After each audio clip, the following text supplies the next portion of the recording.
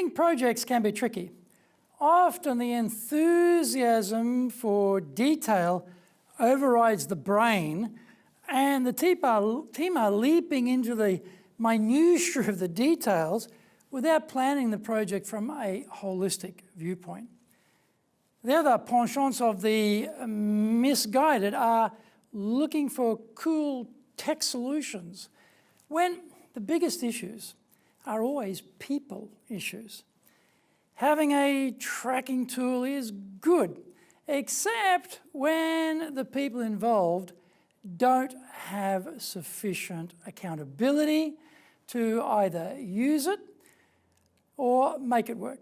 Today we will dig deep into what we need to do to be a successful team leader for any projects.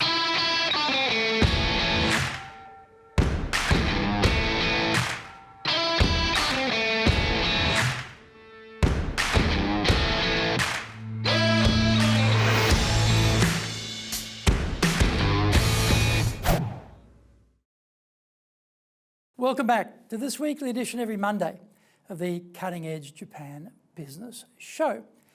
I'm your host, Dr. Greg Story, your corporate coaching and training guy, president of Dale Carnegie Training Japan and best-selling author of Japan Sales Mastery. And my new book has come out, Japan Business Mastery. We are bringing this show to you from our High Performance Center here in Akasaka in Minato-ku, the business center of Tokyo. Why the cutting edge? In this show, we are looking at the critical areas for success in business in Japan. We want to help advance everyone's thinking so that we can be at the forefront, at the cutting edge of how to flourish here in this market. Before we get into this week's topic, here is what caught my attention lately. Japan has the lowest ratio of people of working age to those aged 65 and over, according to a UN report. Japan has only 1.8 people aged 25 to 64 for every person aged 65 and older. By comparison, the ratio in Australia and New Zealand is 3.3 and 3 in Europe and North America. In other news, cash settles 80% of the transactions in Japan, with the rest done by credit cards, mobile payments, and prepaid swipe cards. That is the second highest cash usage in the world after Germany. According to Nomura Research Institute, cashless payments increased per customer sales by 1.6%. Finally, according to the Research Institute of Japan Finance Corporation, the average age of people who started business in 2018 was 43 years of age. The proportion of people older than 50 rose to 26%. The research also showed that 68% of those starting a business were able to do so with less than 10 million yen or $93,000. This is episode number 105, and we are talking about the success formula for leading project teams. それでは行きましょう. So let's get going. Projects are too common. Because of this, we take them for granted, seeing them as part of everyday work, but we don't approach them properly. We usually gather the team together and then dive straight into the details of the project without really applying a professional approach.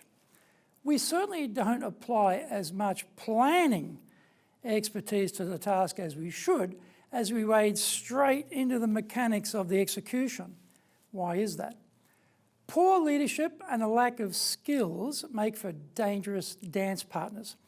As the team launches forth, rocking and rolling with no strategy and little expertise, often there is no existing documented planning process in place. This can be rather ironic because often the projects are repeated or are very similar projects being undertaken. Templates and structures are missing, so everyone just wings it, making it up as they go along, reinventing the wheel. The goals of the project are often vague, This is a lack of direction from the top leadership to those tasked with doing the work. The project leader has to push back, manage upwards, seeking clear reasons for the why of the project, and then make sure everybody involved in the team understands the why. Project scope creep is like a cancer that can kill the project, denying it success. The project begins with vague boundaries around what is to be done. In quick order, either external parties or the team themselves become like emus and are attracted by bright, shiny objects. Very quickly, the additional tasks multiply, but the time frame and the resources committed to the project do not change. This never ends well.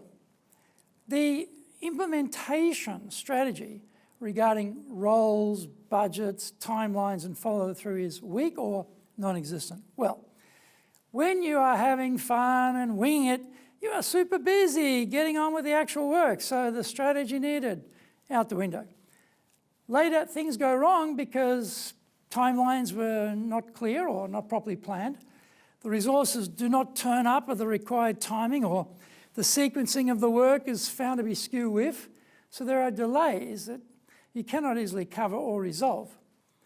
You quickly find that people, rather than logistics, are the trickiest part of the project leadership.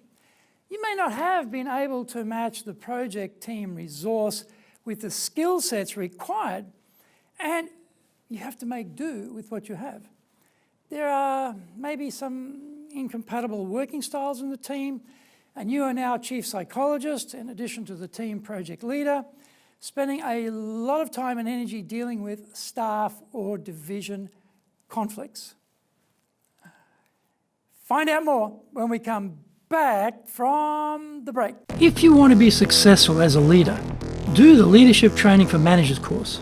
All companies need people who can both manage and lead.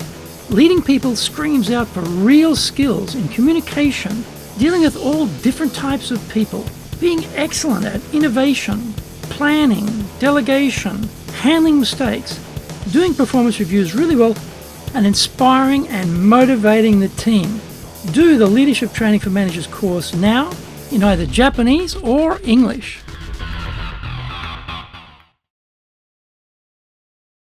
Are you doing business with Japan?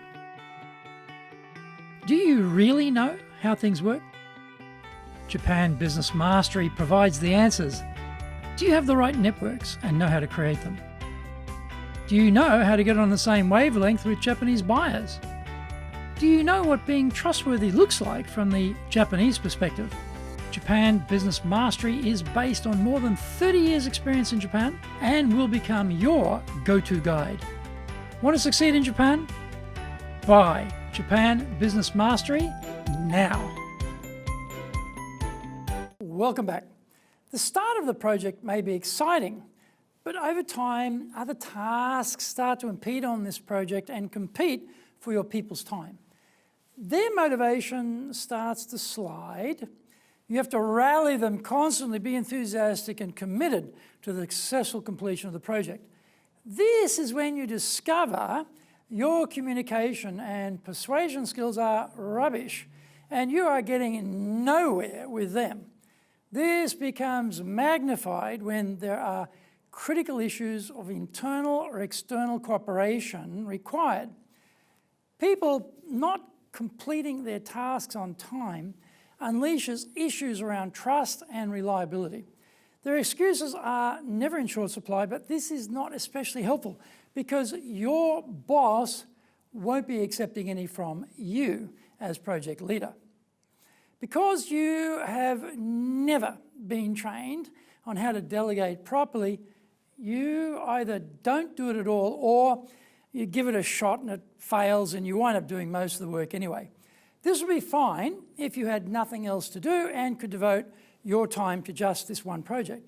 Strangely enough, the organisation has bigger plans for you and they involve a whole slather of other work to be done as well. The answer is fairly simple. Train people properly on how to lead projects. Projects are always going to occur, and we should have our own organisation's way of doing them. This would be developed through long periods of hands-on experience and constantly updated to reflect best practice discoveries made along the journey. There are 7 project evolution steps we should follow. Define scope, devise the plan, implement, monitor, modify, keep checking, get closure, evaluate, and finally, celebrate. For each of these steps, we need a trained project head, highly skilled in leading people, rather than someone who is ace on creating macros on spreadsheets. The Cutting Edge Japan Business Show is here to help you succeed in Japan. Subscribe on YouTube, share it with your family, friends, and colleagues. Become a regular. Thank you for watching this episode, and remember to hit the subscribe button. Our website details are on screen now. enjapan.dalecarnegie.com. It is awesome value, so please check it out. Also, please leave me some feedback on YouTube. I would love to know how this show has helped and what other topics you are interested for me to cover. Remember, I am here as a free resource for you, so just tell me how I can help you best. You might also enjoy my other weekly shows. For podcast, Mondays for the Cutting Edge Japan Business Show, that's the podcast version. Tuesday for the Presentations Japan series. Wednesdays for the Sales Japan series. Thursdays for the Leadership Japan series. And Fridays for the Japan Business Mastery Show podcast version. So wherever you get your podcasts, you'll find those there. Also on Fridays, I release my other TV show, the Japan Business Mastery Show on YouTube. In episode 106, don't tell me, show me. We'll be talking about that next week, so find out more. So yoroshiku onegai itashimasu. Please join me for the next episode of the Japan Cutting Edge Business Show. We are here to help you, and we've only got one direction in mind for you in your business, and that is up.